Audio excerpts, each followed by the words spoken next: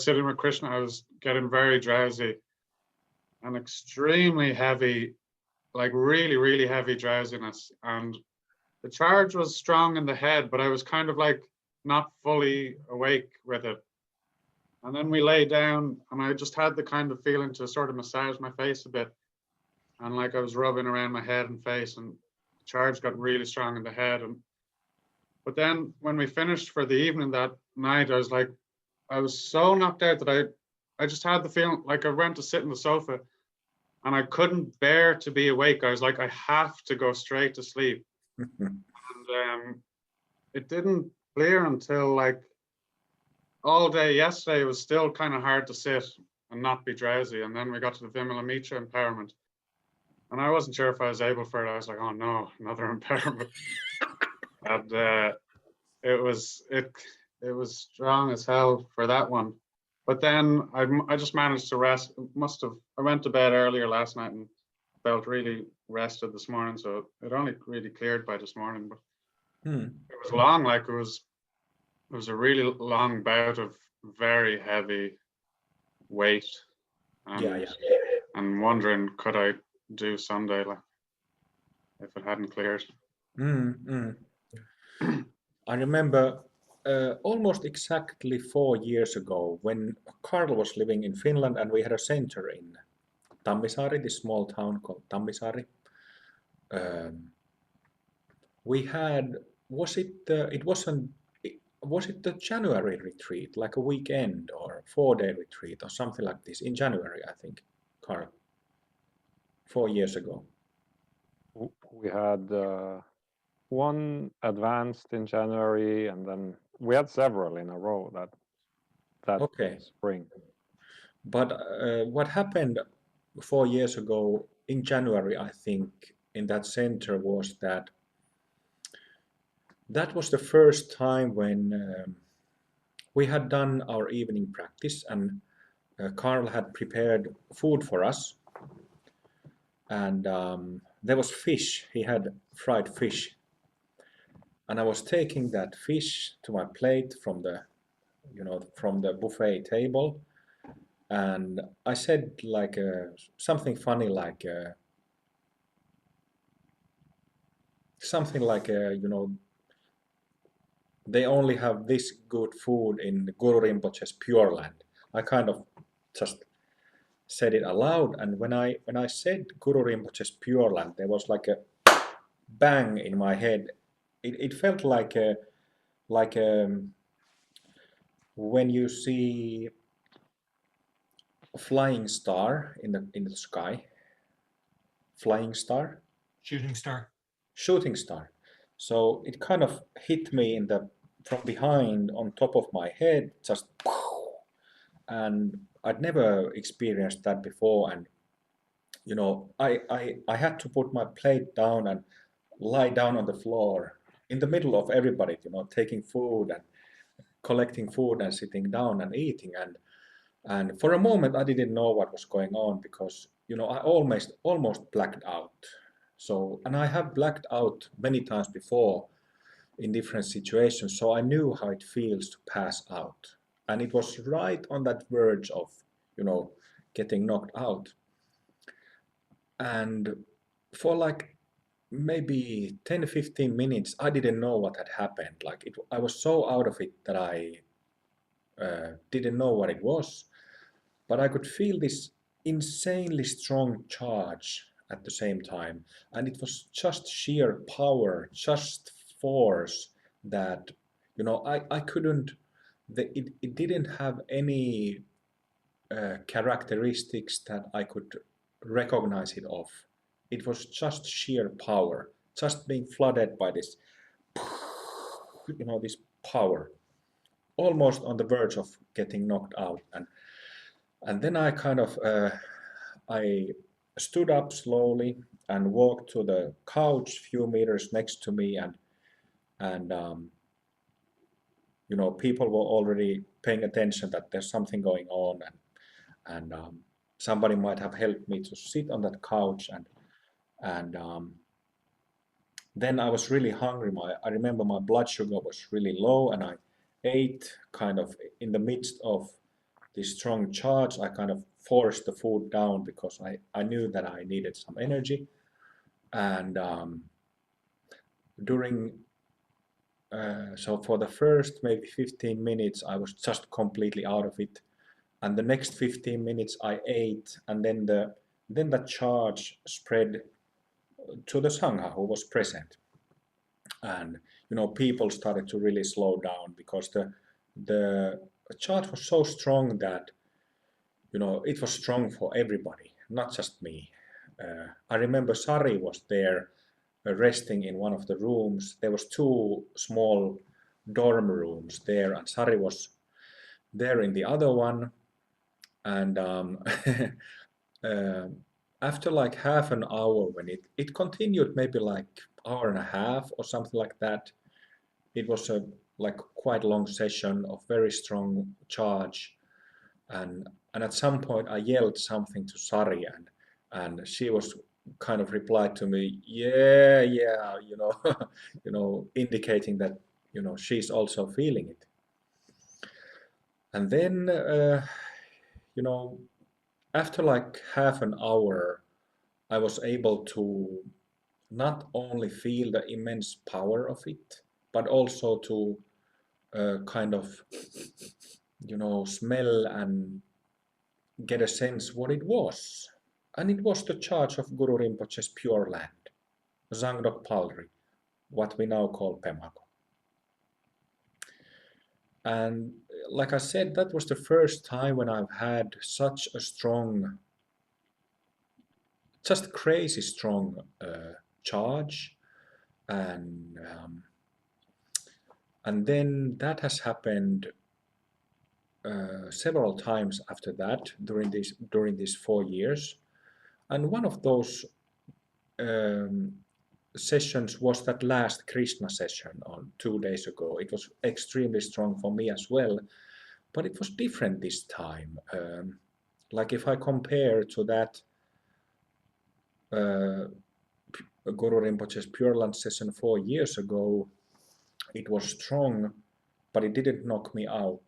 I could sustain it, I could take it in, and what actually happened in the end of that Guru Yoga session was that I completely took it in. I was able to completely absorb it. So there was no like leftovers or remains spilling out. And that was interesting. I don't think that has ever happened with these very strong sessions until 2 days ago. Yeah.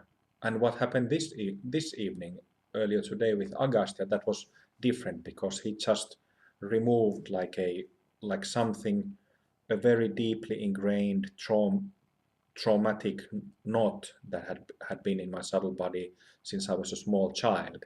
So he simply just took it out without any warning. So that was a different in sense. Yeah.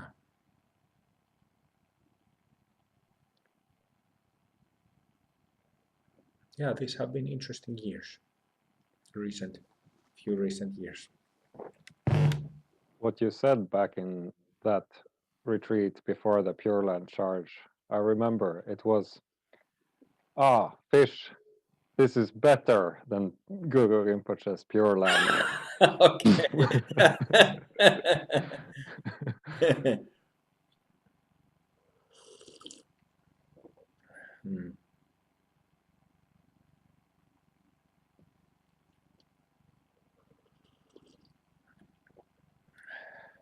There is this retreat for me was so far a Guru Yoga retreat like never before. And there is a quote by Dilgo Khyentse where he states that Guru Yoga is the essential practice, the essential one of all the practices. And this has never been as clear to me as in this retreat, and I love it. Extremely thankful for that, to have that shift even deeper into this most precious practice, and to see that Pemako is holding it up as something how it is supposed to be. And I've never done anything remotely close to that. Mm-hmm. And to be honest, like we have Mahasiddha family, and these are Mahasiddhas from different traditions, mostly Buddhism and Hinduism, who I have a karmic connection with. This is the same group of Mahasiddhas. When I have said in interviews that there has been a bunch of Mahasiddhas who's been coming to me since I was a little boy, these are the Mahasiddhas we are talking about. So, but to be honest, like because the last 4 or 5 years we worked with Guru Rinpoche and also Yeshe Chogyal.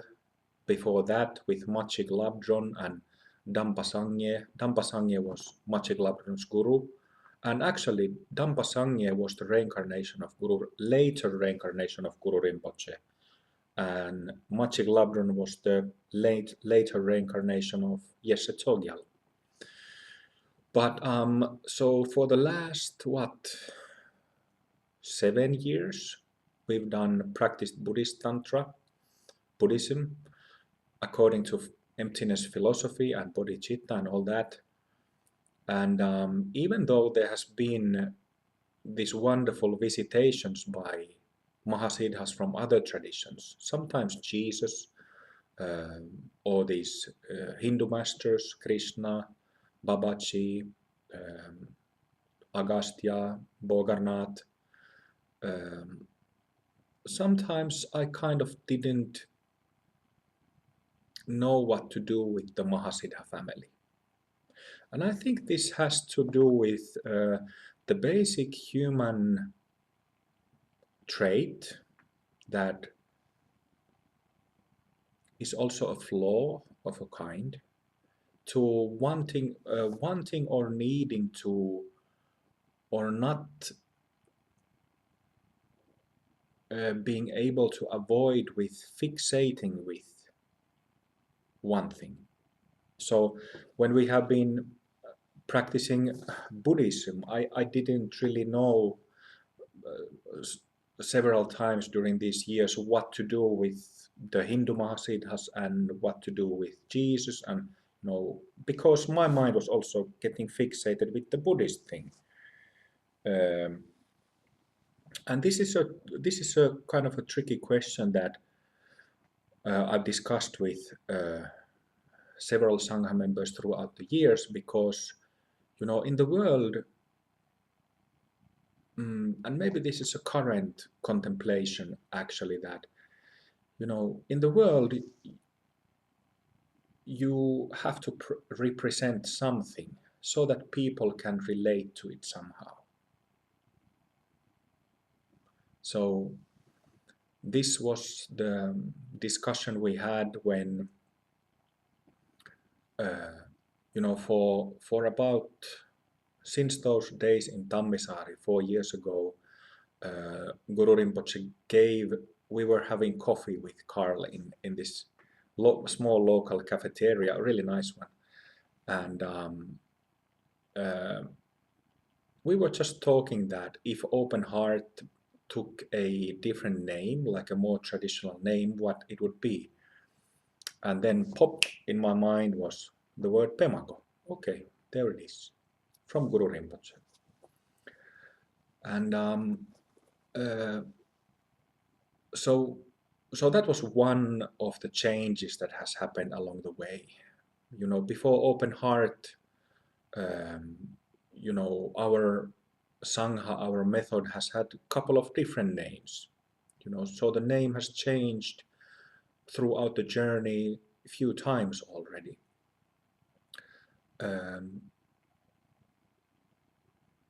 So, like I said, several times throughout the years, I kind of have been kind of a question mark in my mind that, well, what do I do with, what is the purpose of having all these other Mahasiddhas who are non-Buddhist?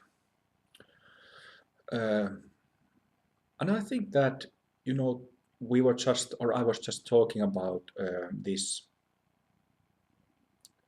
Jonathan used the word predate. I was briefly talking about to how to me it strikes a chord when discussing Dharma in a very universal, in a very raw, kind of naked way. And this is, of course, what in history about about 1500 years ago until 800 years ago, there was this so-called Mahasiddha era in India, where this was before the Muslim, when the Muslim Lord came there and shredded Buddhists. But there was this so-called Mahasiddha era when there was many Mahasiddhas on the Indian area, in the Himalayas and in south. And it is not always known whether these Mahasiddhas were Hindu or Buddhist. And now, like, these two camps kind of, Buddhism grew out of Hinduism. Shakyamuni Buddha was a Hindu practitioner before he had this awakening experience and started saying that he is awake. Saying in his language that I am awake, I believe is Buddhoham. I am awake. So that's how that's where the label of Buddhism came.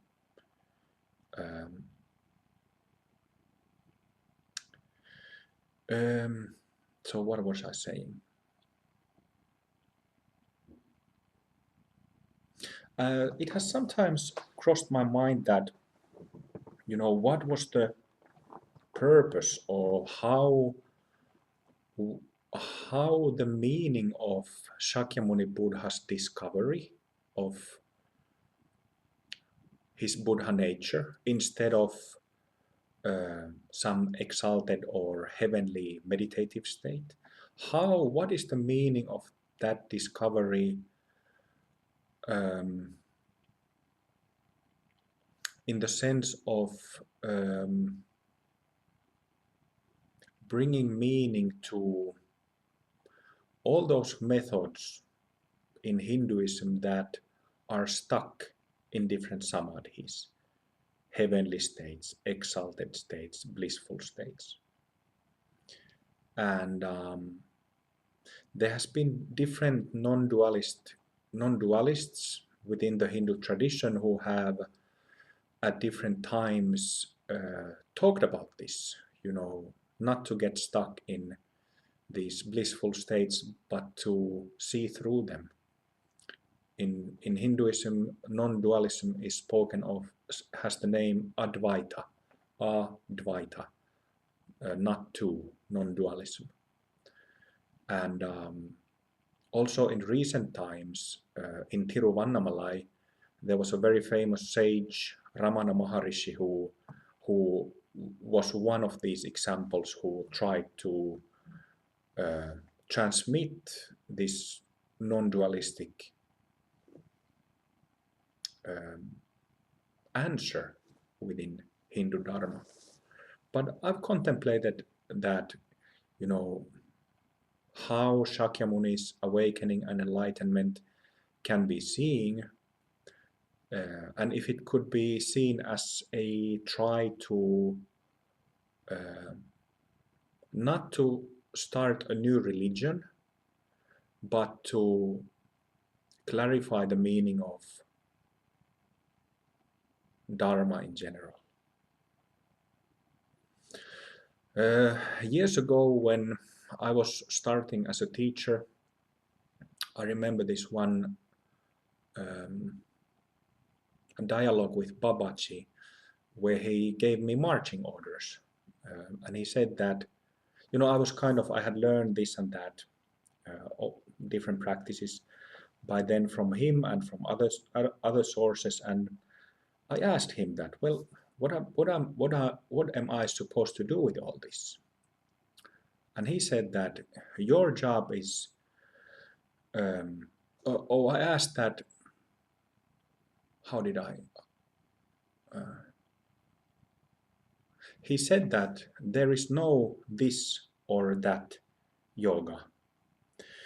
There is only that yoga which is, I don't remember his exact words, which is according to the tradition and which is not. And what he meant that, there is only the practices that help you to come to wisdom, experiential knowledge of ourselves, and then there is the rest that doesn't help you or gets on the way of that. This is what Babaji told me like 12 years ago or something. And that's what I've been doing.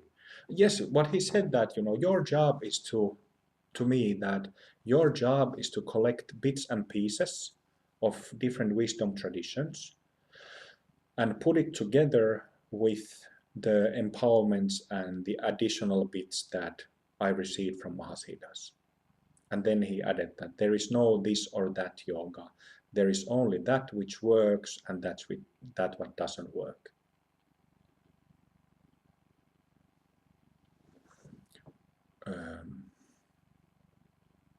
This week we had a session with Patanjali, and as I mentioned, he is the famous author of Patanjali's Yoga Sutras. And Patanjali's Yoga Sutras is one of, like I said, I don't mean to be mean with that, but it's been interpreted from the perspective of those exalted or heavenly states, those samadhi states, and it doesn't work. It never worked for anybody except giving momentary benefits. It's kind of therapeutic, like we've discussed. It's therapeutic and in that sense beneficial, useful to experience these grossly intoxicating states. But in the sense of existential confusion, that stuff never works. And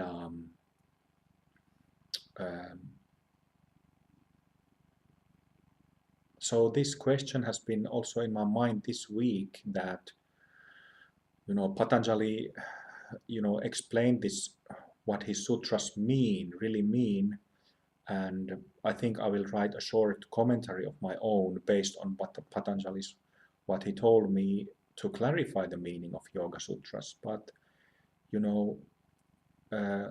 I wonder if Buddha started to clarify the meaning of Dharma already 2,500 years ago, him being a so-called world Buddha, really a big name, a reviver of sorts. But then, still in 2020, 2021, there are so many people who are completely confused about the meaning of Dharma.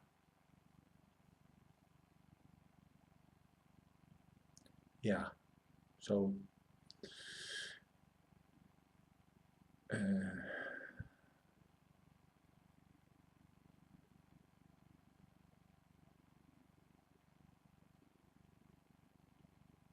so that has just been something that I've contemplated, that.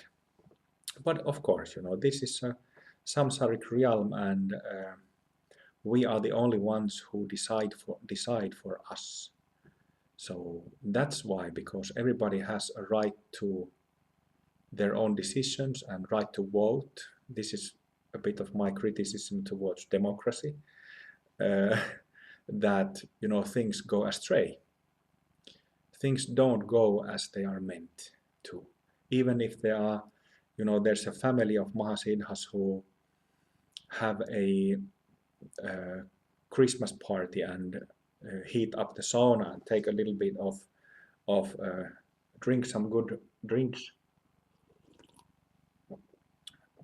and they decide amongst themselves that, okay, Shakyamuni, you go take reincarnation and you go there on earth and we have the plan that you start straightening things out. Excellent. Shakyamuni takes body and goes there and does his thing for 80 years. And it looks okay at that point. It looks okay. But then, you know, things start going, you know, people make their own decisions from their samsaric motivations, just like in all churches. You know, we know the history of Christianity so well that even if they had really good intentions, they managed to completely screw the whole thing up. And you know, they ended up with massive cathedrals and you know, roofs made of gold and stuff like this, while they have nothing left of Jesus's blood, his real blood. So this same has happened in Buddhism, you know, and it always will happen, because that's just how samsaric world works. That's how samsaric mind works. So there is no way to avoid that. It can be, and this is something that I, as the founder of Pemako, I feel really good about, because our method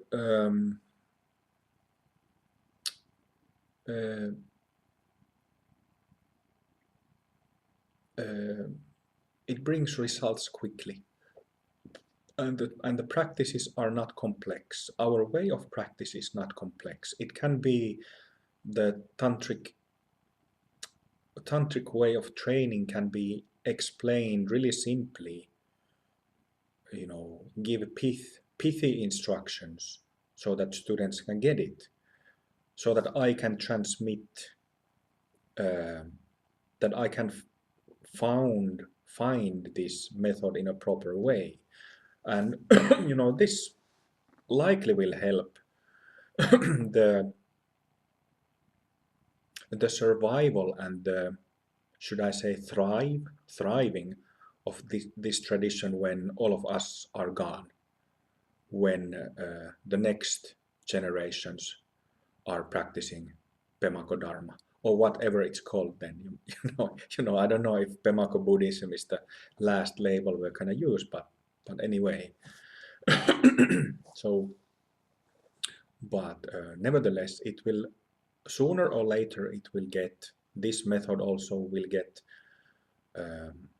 diluted, or somebody will change something, and that's just the way it is. But fortunately, you know, everybody here, when everybody attains Mahasiddhahood, then you can take rebirth again. So you can come, or we can come together and revive it again. So that's the name of the game. Just like I read from that passage that I read from Bilgo Khyentse Rinpoche's book, or I don't actually remember if I read it or if it was something that I read from the same book, where he said that, you know, when you take a bodhisattva vow, it means to do this endlessly, until it's said that until all of samsara is empty. But it will be never emptied. That's the thing. It can't possibly be emptied. There will always be samsaric beings, and that's why there is a need for revival of teachings. There is need for teachers, masters, practitioners who become masters to show the way out for others. Endlessly. This has happened endlessly in the past and happens endlessly into the future from the present moment.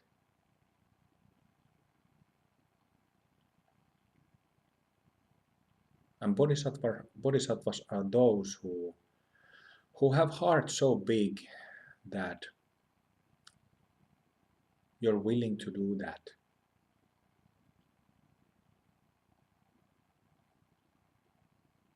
that you understand that we're all in this together.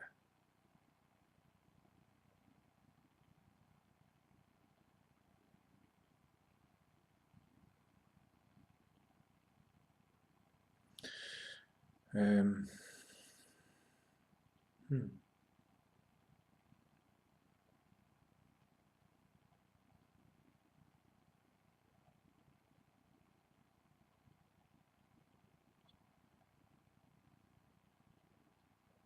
The thing with when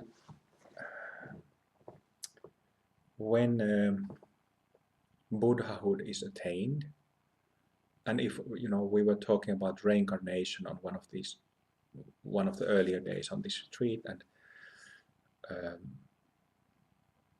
one treacherous thing with getting one's all karmas purified is that you forget really quickly how it feels to be deluded.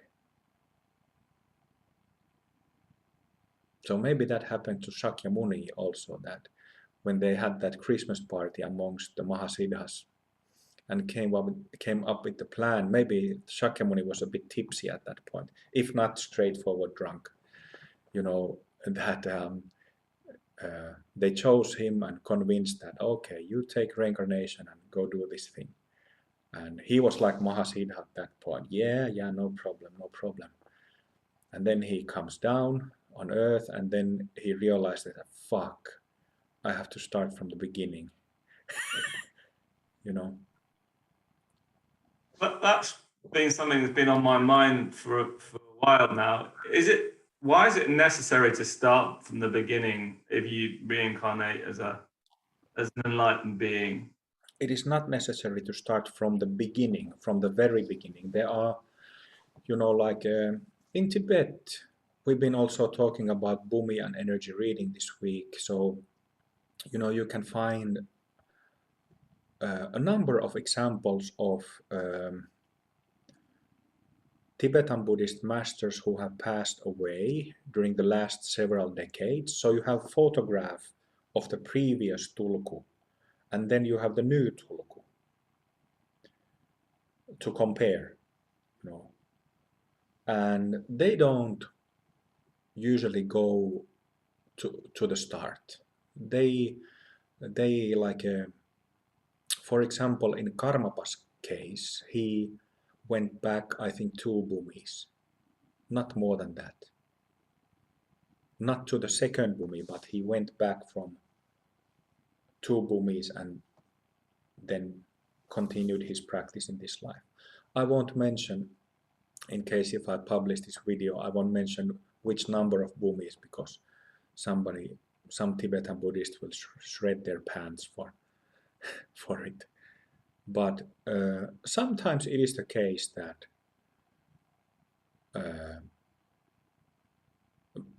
when Mahasiddhas take rebirth, that they go to the very beginning, but not always. It depends on circumstances. It depends what is needed from that person as a teacher, as a practitioner, as a master.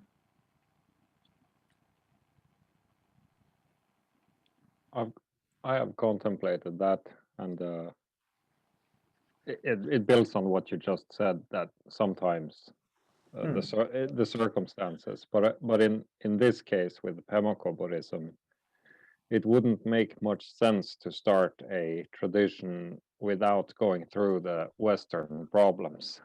Yeah. Then it would be, sorry. Please. Yeah, it would be the same as just transitioning from Eastern problems to Western problems, which is happening with Tibetan Buddhist teachers, that they don't really understand their audience at all. Yes, that is one thing. And another thing is that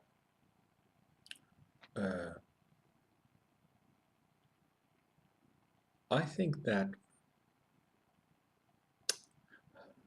well, to me personally, what resonates, I've had 2 teachers who have been very close to me, Terayama Sensei and Siwakami, And what spoke to me in them was that they were authentic human beings. Not only that I could sense and feel this wisdom coming out of them. That was their main subject of teaching, but there was something really authentic as human beings. And that it was that actually that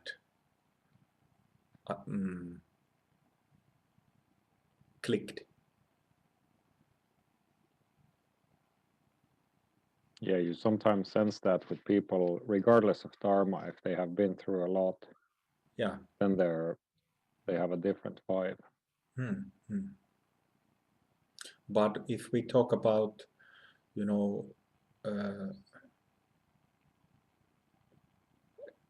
how can you be a teacher if you don't understand the problems of your students from the existential point of view, not only life experience, but existential point of view. If you haven't experienced unawakened mind state, samsaric mind state, how can you relate to anybody?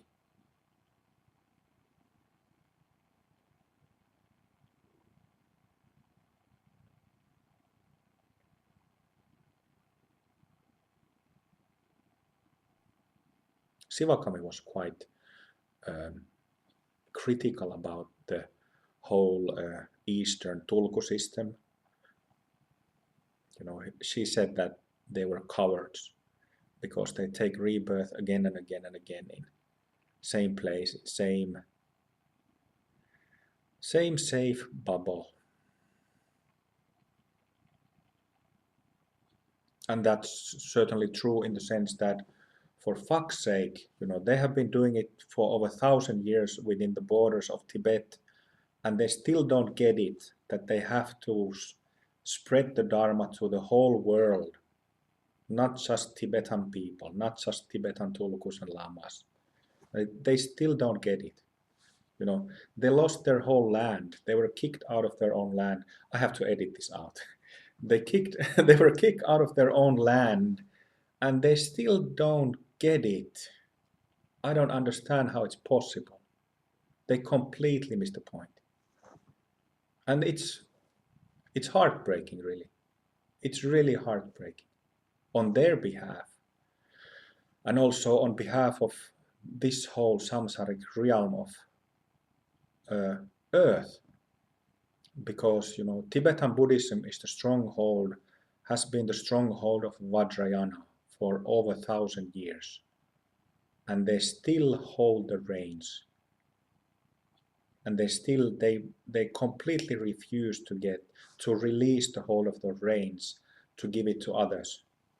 So this is, in fact, I think, in Vajrayana we speak of samaya, which means relationship based on trust and sincerity, trust and honesty.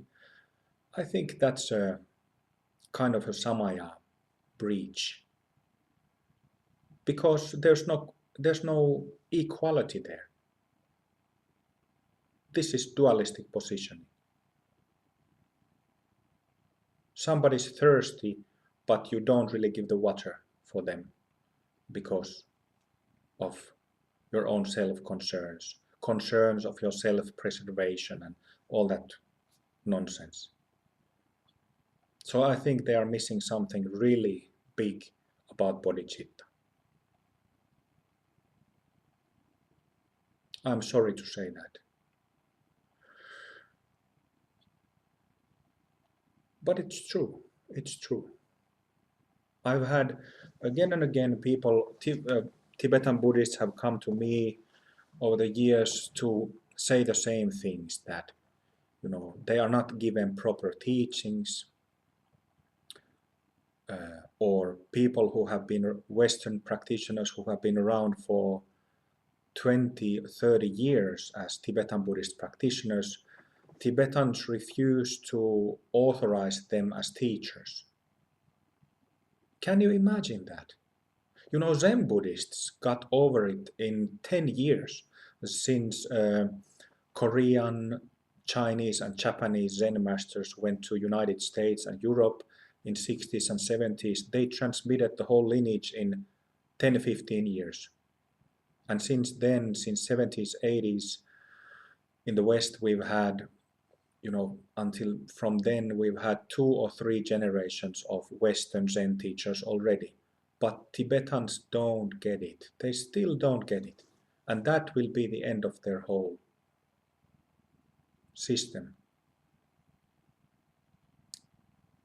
That's a pity. That's a real pity.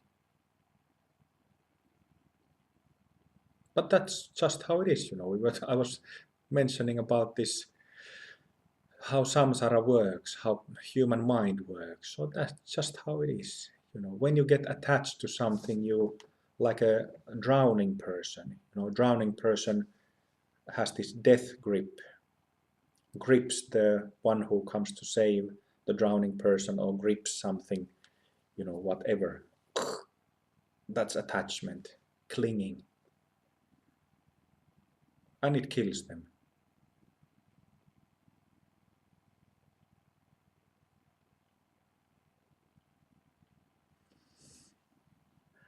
That raises the point, Kim, that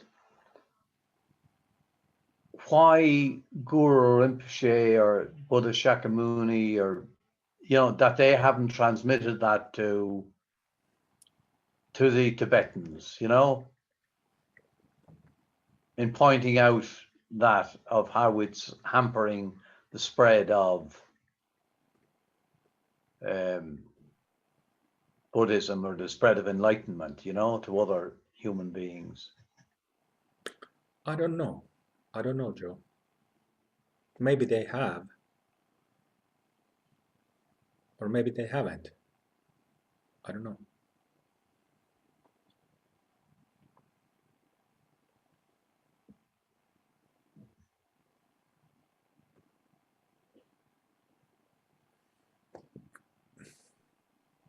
Something that I'm thinking about when you talk about Buddha's reincarnate is, and I think this is like, it's mentioned as one of those, there's like 4 impossible ponders in Buddhism about like stuff that gets you nowhere.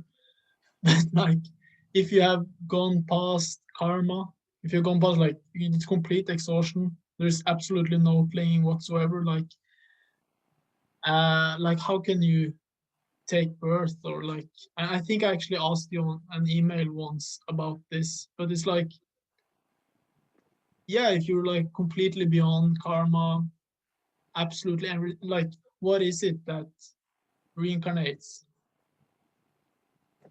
That's I don't get that. Or it's something that's on my mind quite often. It makes more sense with like emanations, because that could be like students being very close to a master, and so they kind of are transformed, but they still have karma to kind of go on. I don't know. But that they reincarnate, that's like really difficult for me to, or impossible to understand. Like, yeah. Okay. Well, a nutshell explanation. Oscar, you have a story. You are Oscar Aas, and you have all your life experiences, and you have, you have your own story. And when you become a Buddha, that story won't disappear. That story will be seen as empty. But still you're there. Oscar is there. The perspective to that story is different, but it still remains your story. You can even write a biography, autobiography, to tell the story. So it's that who reincarnates. But it's true that there are different kinds of rebirths. There are emanations and reincarnations. Reincarnation means that, let's say that if Babaji, who is a Mahasiddha, his reincarnation means that it is actually 100% him who is reborn. Then we have emanations of Babaji, which means that part of Babaji is reborn in somebody else's reincarnation. So emanations are partial, reincarnations are full. Yeah.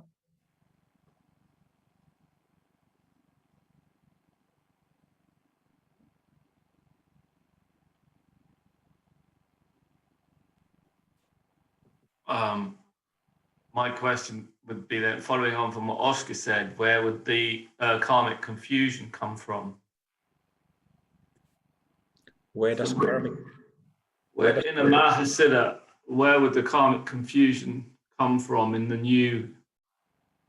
reincarnation? To suffer again, you'd need to be deluded.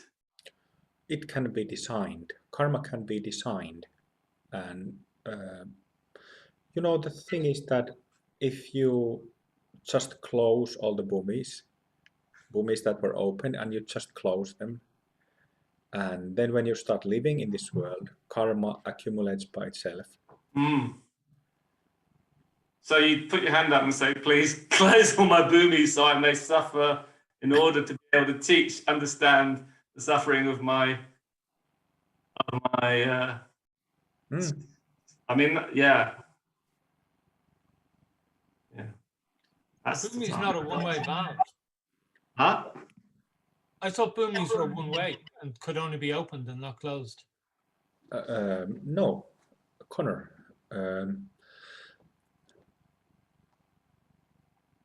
We are talking about bodhisattvas who voluntarily are born again. Like adepts or masters who voluntarily born again.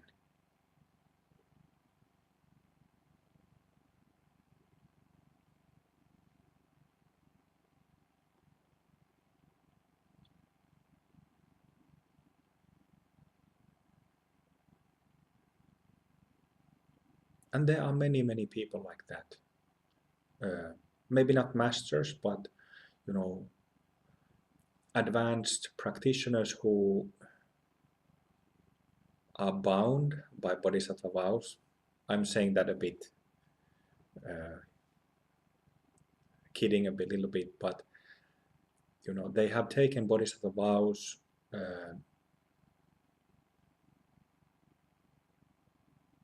And so they have chosen to be born again and again. And like it wouldn't be if we look at Pemako and you know Guru Rinpoche and his Pure Land, you know, Pemako is Guru Rinpoche's Pure Land practice. So even if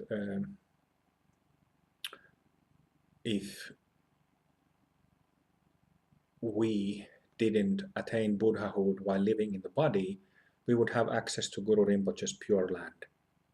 So, you know, if somebody has these karmic connections, it is not that serious to not get enlightened in this life. But of course, if it's possible, why the heck not? But I'm just saying that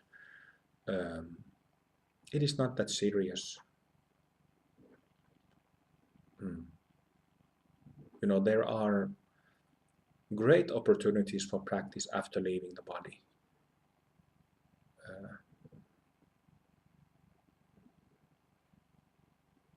So the more advanced you are when you pass away, then you have options open. And it's not true that it's not a hand rule that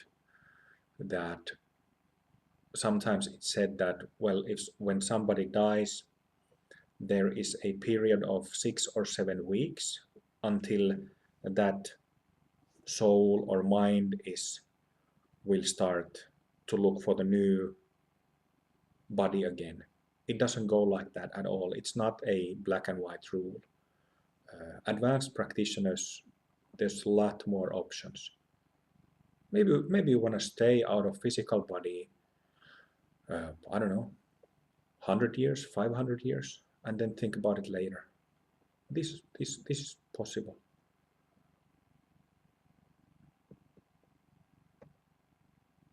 But then maybe you start missing the taste of good old Scottish whiskey or licorice ice cream or just good old fucking.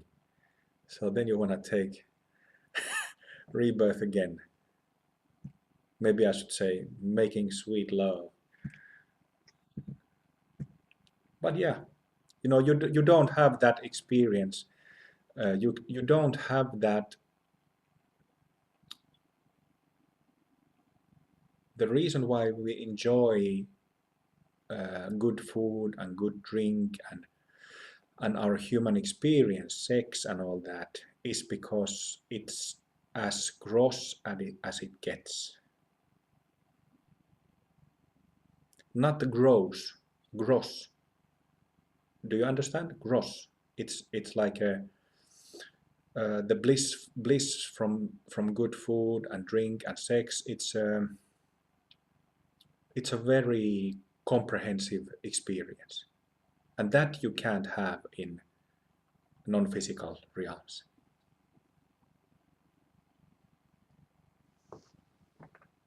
Not in the same way. Oscar, we can only see the half of your head. Oh, I like to turn off my view, so I'm not there. Like again, this is something I think about quite often, and it's like another thing would be like, say Babaji decides to reincarnate, then does the charge of Amitabh now Babaji go away? Could people still practice with Babaji? Could Babaji's reincarnation practice with Babaji? Like, so there's like this just ponderings. Yeah, it doesn't go away. Any attained Mahasiddha, even if that Mahasiddha has taken 100 rebirths, it doesn't go away. Mm-hmm. So it remains as a doorway for practitioners. Yeah. It's like you put a name on complete emptiness, and then that kind of like, yeah. Because I had like when we did the Kashyapa, I have seen this once. You brought it to Birmingham, this small pearl, and I have this knot in my throat, and I kind of visualized that small pearl in the throat. And I've done this before, but with kind of images of gurus or deities. But this was kind of easier because it's like just a small dot. Like the visualization is very easy. Yeah. And it's like after the two-part formula, you kind of get access or more access to that awakened mind, and you can put it into anything, like in your mind. And what was my point? Yeah, like just that anything is empty, but one needs to kind of see it's empty, and then you can use it as emptiness. Yeah, I'm starting to get lost there, but it goes back to that first point about Babaji practicing with Babaji. Yeah, that's excellent, Oscar. You're starting to get a hang of this game. Okay, I'm not sure about that, but yeah.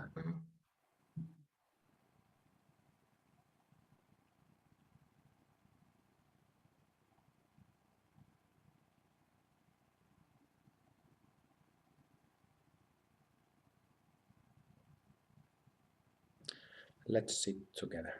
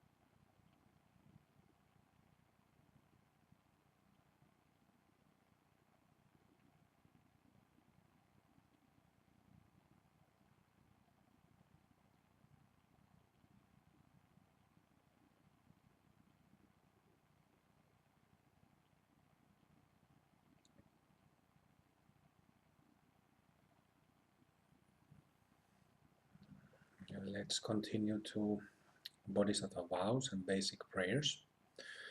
Today also chanted silently. So Bodhisattva vows, please begin.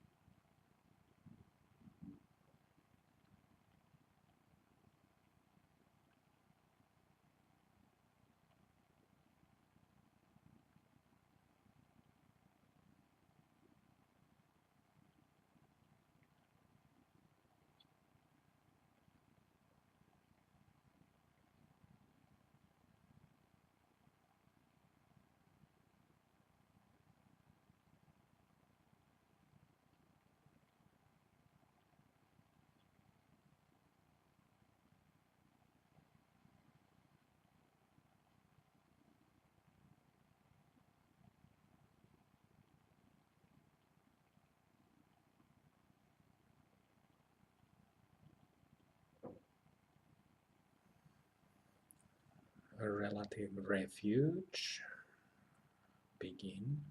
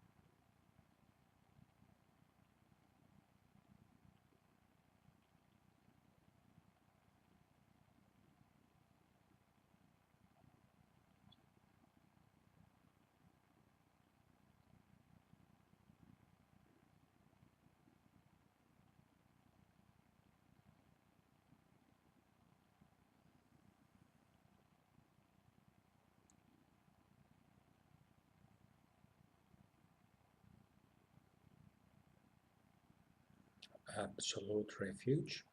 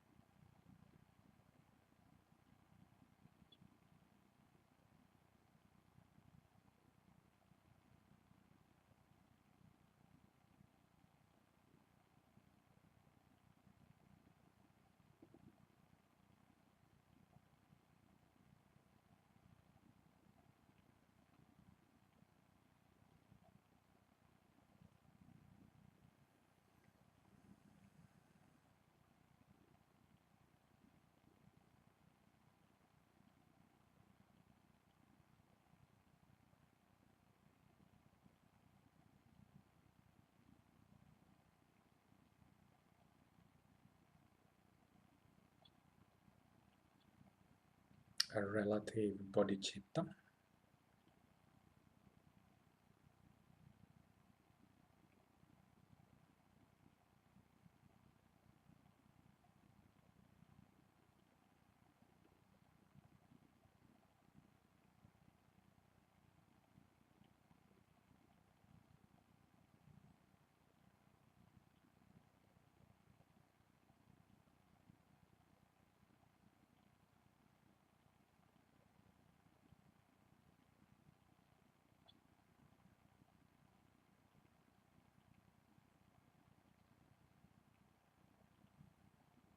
Absolute bodhicitta.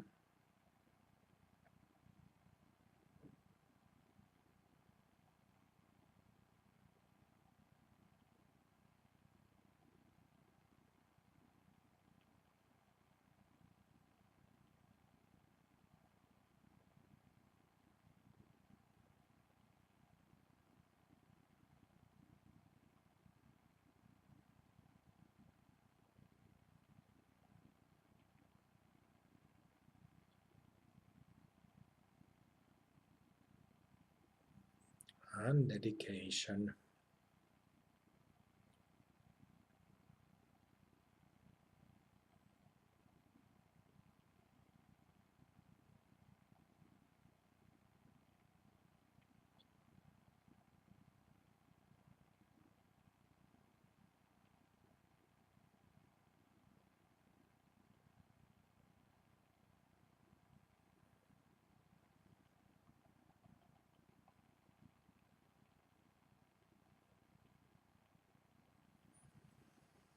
Before bowing, on our all behalf, I would like to thank Guru Rinpoche and Yeshama and the whole Mahasiddha family for blessings and help, support during this week. Thank you so much, Kashyapa, Agastya, Babaji, Krishna, Patanjali, many other Mahasiddhas who have blessed us, and also bows and thanks to deities that we have practiced, Dorje Drelo, Dorje Dragpo, and others. Thank you, gratitude, sincerely, on our behalf and on behalf of all sentient beings.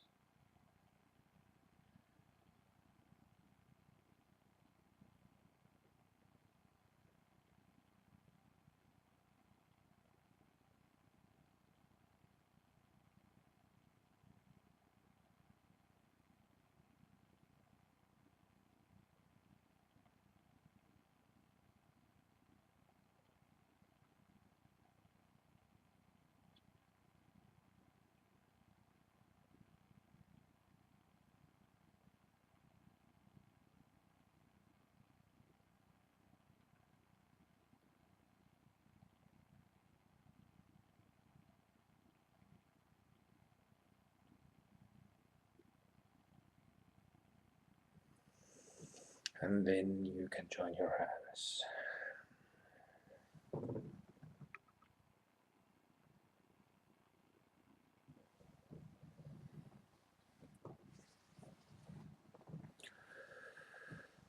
Oh.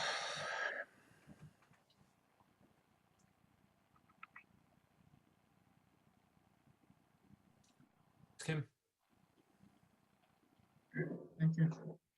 I sent you a message, Kim, about tomorrow, like the first half of the day. I had to work, like there's a meeting, but you said it was okay. Yeah, sure. Yeah, okay. So it ends fun.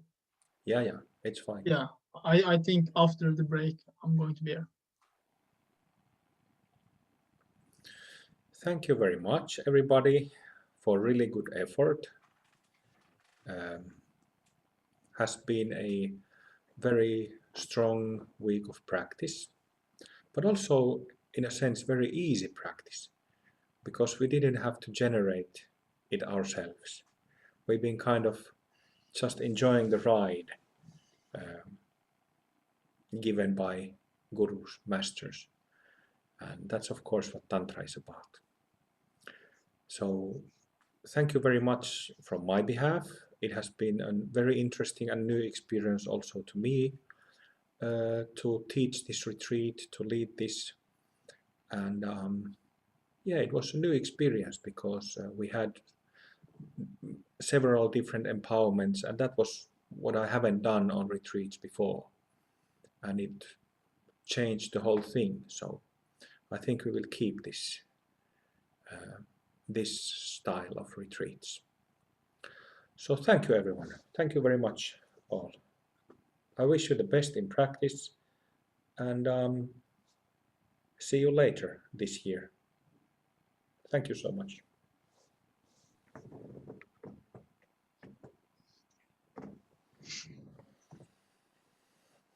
Thank you, Kim. Thank you. Thank you, Kim. Thanks very much. Thank you. Thank you. Yeah, thank you, Kim. Thank you, everyone. Thanks, everyone. Thanks, Kim. Thanks, everyone. Okay, so tomorrow we will continue with those who have signed up for the 3 extra days. So see you tomorrow. Have a nice evening. Have a nice day. All right. Bye-bye. Bye.